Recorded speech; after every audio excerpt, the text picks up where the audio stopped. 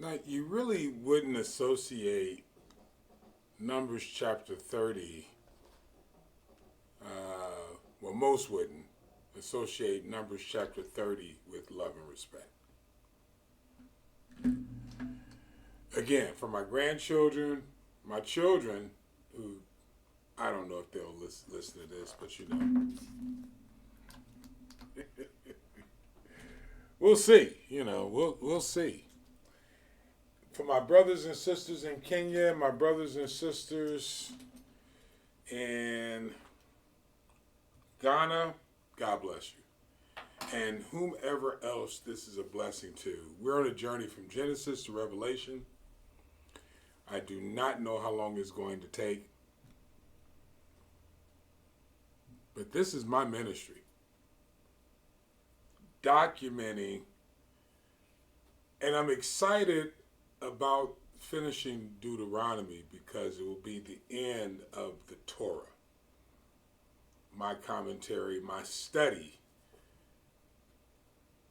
of the Torah. Not my first, but with the intention of creating the material on a platform where it can be viewed. I'm not making a commitment to do this, but I may go back to Genesis and redo Genesis because I didn't timestamp it the way I've done with Numbers and Leviticus and Exodus. Because I was just getting into the flow and I was just putting some crazy titles on it. And I want to make sure that everyone is able to follow along with the thought pattern. My thought pattern, by the way, is one of many. So it doesn't, there's by no way have I touched on so far every aspect, every angle. One person can't do it. Even with a fair amount of revelation. The material is so rich, coming from so many different angles, from so many different people groups. That's the reason why people kind of get into their complexes, their superiority complexes, in thinking that the way they see it is the only way. No, Jesus says, I am the way, the truth, and the life. I am the way, the truth, and the life. No one comes to the Father except through me. Except that was also spoken of, and I believe somewhere in the book of Proverbs, speaking of the way, the truth, and the life. So it's important to understand that not one of us have cornered the market on brilliance.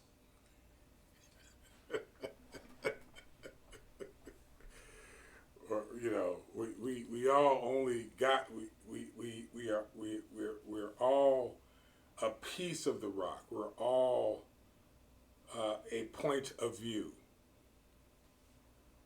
If you ever looked at a beautiful, brilliant diamond, one view of the diamond is not the only view of the diamond. If you're looking through it, all the different prisms are all true. You're still looking at a diamond with many prisms. Diamond is a rock. And a rock has many prisms. So no, I can't tell you that this is the definitive anything. I can tell you this is what God has shown me, that you have to study to show yourself approved. Love and respect, as I see, as I look at Numbers 30, is all through it. It's if you want to divide a people group, cause them to lose love and respect for the male and the female in that people group. The king or the queen. teacher or the politician.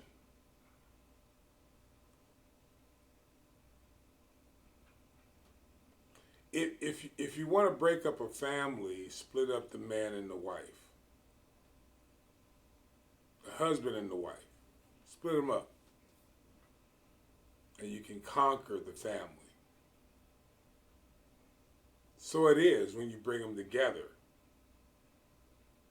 and you make an unbreakable bond, as long as love and respect is there. No love and respect, no bond. On any level, socially, politically, personally, in business. You can have the smartest CEO, but if that CEO loses respect, whether it's in the community or with the other board members, then you have a breakable bond. Love and respect are the keys, are two of the major keys of succession planning. Love and respect are two of the major keys of success. As a business strategist, where I lose is if I can't gain respect of my clients. As a politician, you lose if you lose respect of your constituents. As a doctor, you lose respect in your community and you're not offered certain positions in hospitals because of your track record. You lose respect, or because of your demeanor, you can lose respect.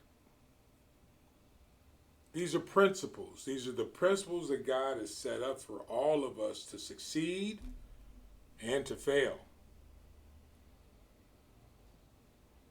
You lose love when you do the damaging.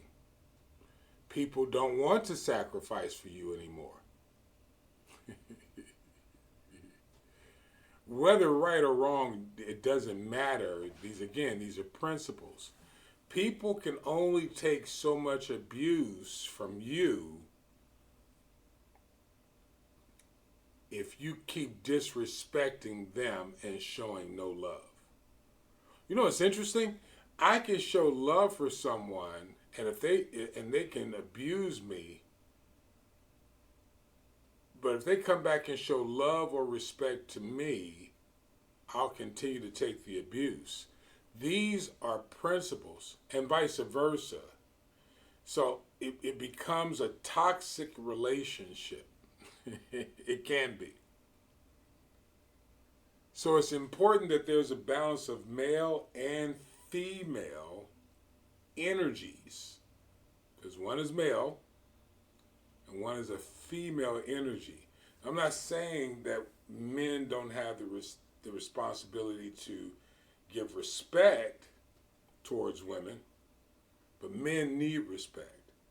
I'm not saying that women don't have the responsibility of loving men, but men need respect. Women need love. Understanding the balance in the different values of relationships. And when I say values of relationships, we all have different values in different areas of our lives. Values. In other words, if I pick up a contract in business, it is important that I love my work and respect the people enough to give them my best. Love my work and respect the people enough to give them my best work.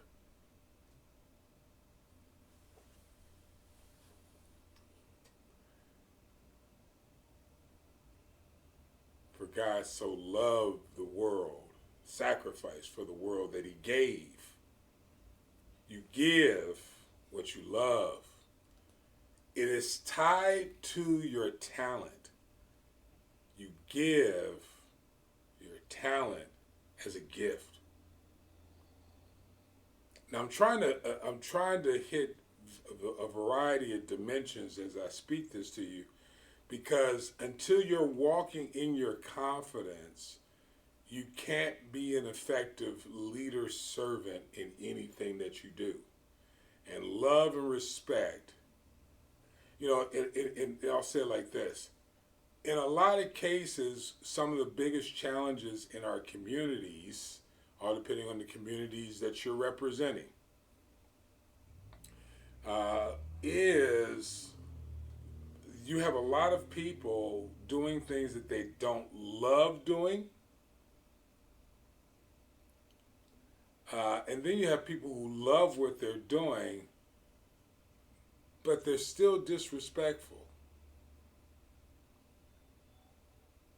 So understanding the value of love and the value of respect is key to all of our success. I often get people that talk to me and disregard my talent while recognizing the talent. Love and respect. And what does that mean? Paul, what does that mean? It means they'll see the talent, but they'll disregard it. In other words, to them, the talent doesn't have as much value. Now, what's interesting is they'll have value in me and want to do me a favor instead of valuing the talent and wanting to pay for the talent.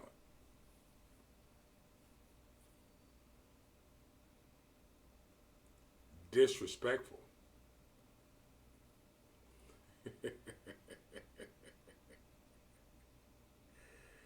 I know that doesn't make sense to a lot of you, but understanding how to, in the words of a brother of mine, Dr. Gerald Higginbotham, you have to learn how to unlearn. What do you say? You have to learn how to, is it learn, unlearn, and relearn or something like that? I'm kind of playing around a little bit, but you gotta unlearn some things, and it's uncomfortable in a lot of cases to unlearn some things, because you think you've learned right.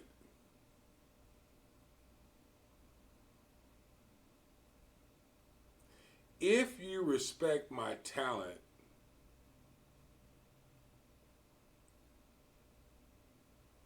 then you show value for that talent. If you love me, you sacrifice for me. Now, I'm trying to make it as personal as possible, but at the same time, get you to see other sides of the principle. With my one of my partners, we're increasing the sales by experimenting with different things and offering incentives for some of the players. By doing so, we're wanting to find out where can we get the best value for the money that's being invested, because we want to be good stewards. So we're testing things to find out where is it, what is the best method of rewarding talent offered as a gift to the organization, and making sure that it spurs more activity. Now, I could say that in a more ghetto way, but for those who are the best at sales, we want to reward them in a way where they see the reward and they're willing to stretch themselves, because we have a goal that we haven't come close to hitting yet, but we're a lot better than we were a year ago. a lot better. I'd say it by about 20%.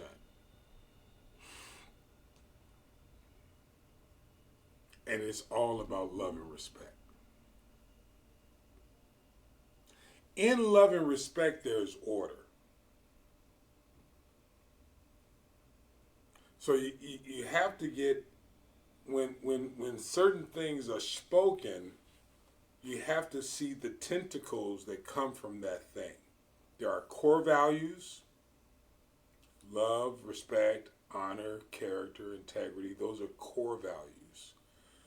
But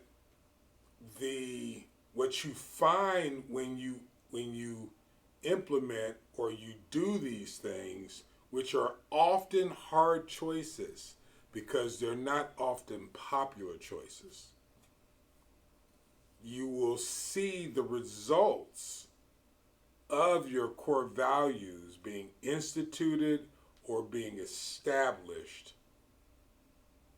within the nature of the thing that you're dealing with.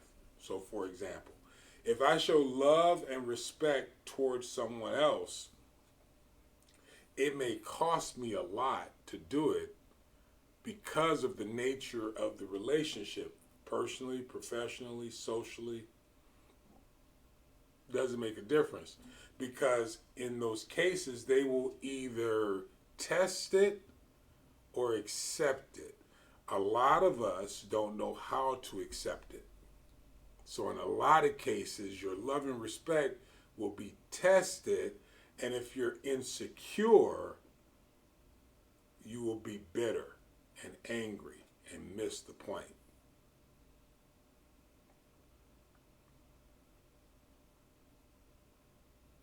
A lot of us don't like being second guessed, but you don't understand that when you take a submissive role, your decisions need to be second guessed. With my client that I'm talking about, when she makes a decision, she is the dominant because she's the boss in the business world. So, if your feelings going to get hurt because the boss makes a decision, then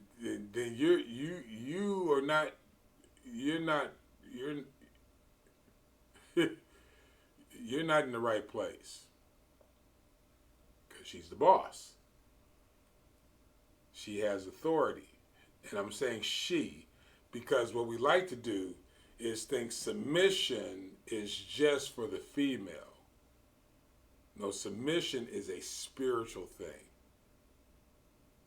Submission is for anyone in the female position spiritually. In other words, your job is to get it done in the world of business. In other words, personally, if there's love and respect, the man giving love to his woman and the woman giving respect to her man, it's the same thing.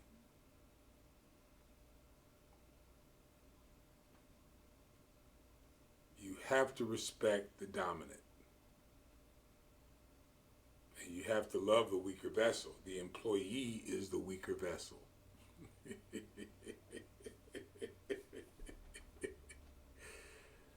So we're going to love the employee as long and as much as we can tolerate the weaker vessel, as long as that weaker vessel respects the leadership of the employer.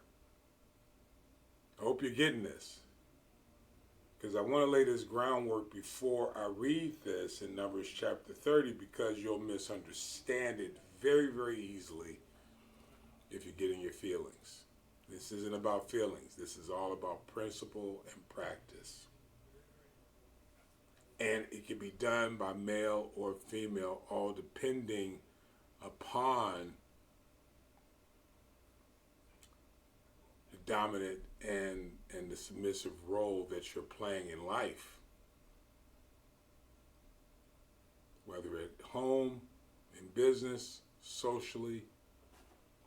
We all switch up roles. And you have to know how to move with those different roles as they switch up. I wrote a book called Ghetto Education, the importance, and the reason why I call it Ghetto Education is because ghetto is a Greek word for community. And it's understanding how a community communicates and being able to go into another person's community and communicating and learning the language of that community instead of trying to make everyone adapt to your language.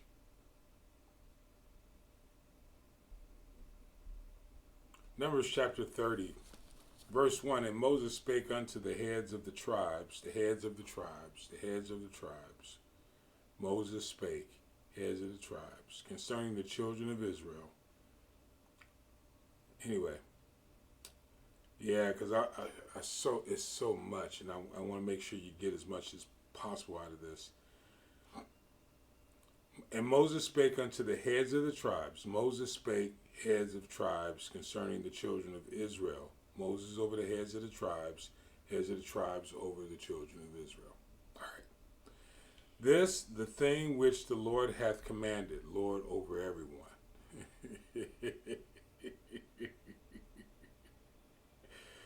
If a man vow a vow unto the Lord, or swear an oath, that's commitment, to bind his soul with a bond, he shall not break his word. He shall do according to all that proceeds out of his mouth. There are bonds that I've spoken over the years that I feel committed to completing, and I feel like I'm getting further and further away from them. And I'm not trying to.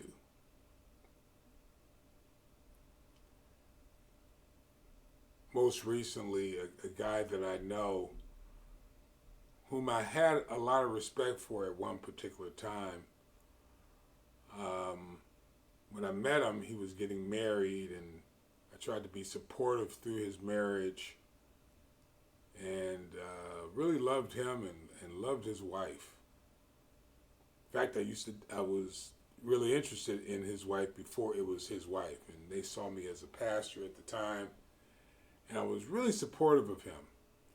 And I got myself into a bind, and I ran to him for help. And the reason why I did is because, quite frankly, when he got himself into a bind, he ran to me for help, and I helped him and was named godson to his son and all these other things. And I really thought that there was a bond there. It turned out that there really wasn't. Turned out he became very judgmental of my bonds, even though I wasn't judgmental of his. So the opportunity to gain a lifelong friend just faltered in my mind, as far as I'm concerned, because I knew if things got too tough, brother wasn't going to be there. And in truth, he isn't. Tragic, because I really liked the guy. Very tragic.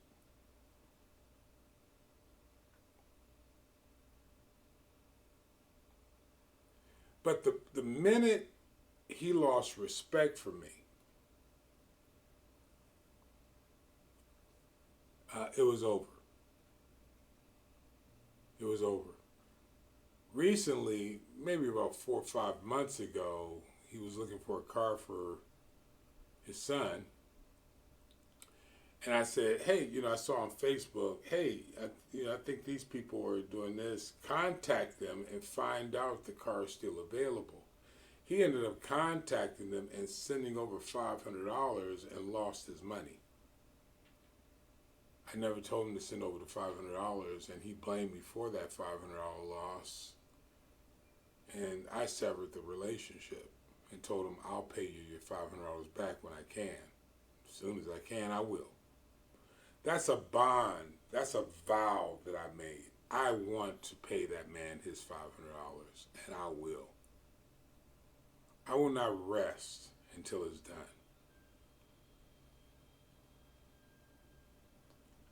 I remember another relationship I had where it was someone that I truly, truly loved. And they had been a blessing to me, and I wanted to be a blessing to them. And I really thought I would relive the rest of my life with this particular person. And then they started lying and cheating and made another commitment with someone else. So whatever, for the most part, whatever they gave me, I sent them the money back. Because what I didn't want was someone saying that I used them. I just would not give them. And then I sent the proof. Now I'm telling you a lot, but I'm a pretty transparent guy. And then I sent the proof that I sent it back. Because I was not going to be accused of being someone that I was not. Messing with a liar and a cheat. Love and respect will create bonds where distrust and hatred, lying, cheating, and stealing will crush bonds. Disrespectful stuff. Why am I saying this to you? Because here, understanding that, Moses had authority to speak to the heads of the tribes, and the heads of the tribes had authority to speak to the children of Israel, and the Lord spoke to them all in the name through the hand of Moses. So I want you to see that there is value in being around the right people who love and respect you, because all these people are showing love and respect in this one verse. Verse 2, if a man vow a vow, the Lord, or swear unto the Lord, vow a vow unto the Lord, vow a vow unto the Lord, or swear an oath to bind his soul with a bond, vow a vow unto the Lord, swear an oath to bond his soul. That's with a brother or a sister. He shall not break his word, he shall do according to all that proceeds out of his mouth. The depth of that is, if a woman also vow a vow unto the Lord and bind by a bond in her father's house in her youth, and her father hear her vow and her a bond wherewith she hath bound her soul, and her father shall hold his peace at her, then all her vows shall stand, with the backing of her father. Now we're going to stop here, but I want you to catch this. And then, of course, the opposite is true. If she vows a vow in her father's house, and her father that day says nigh or no, then she shall be released and forgiven by the father, the dominant, to the submissive. So let me explain to you in human terms. If the dominant allows the submissive to vow a vow in the dominant's house, and he allows it, he being, I want to say pejorative, I'm not sure that's the right word. He being just the type and shadow of whoever holds that dominant position. So take male and female out of your mind, as we think about it in human terms, man and woman. if you stand by me as the dominant, whether you're in politics, business, socially, politically, whatever, personally, if you stand by me because I'm the submissive, right? If you stand by me while I make the vow, then the Father is personally guaranteeing that the vow will come to pass.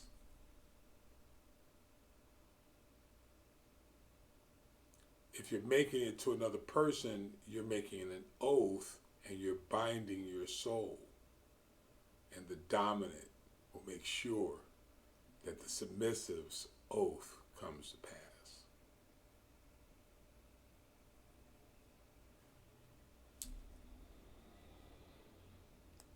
It's really a great relationship to be bound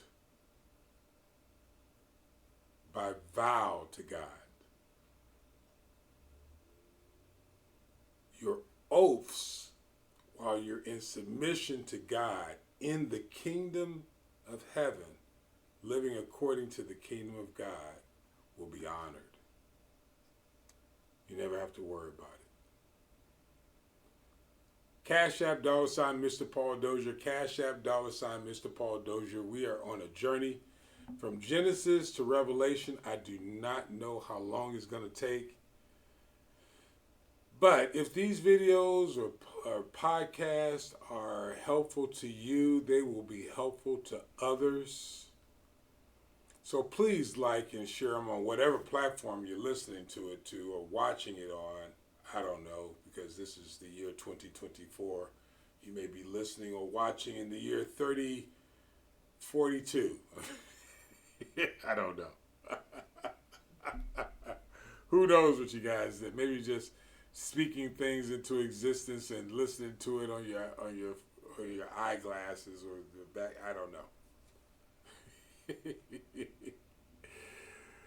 Playing around, having a good time. But listen, thank you for taking the journey with us, and please like and subscribe on whatever podcast. CashApp $MrPaulDozier, and thank you for taking the journey with us.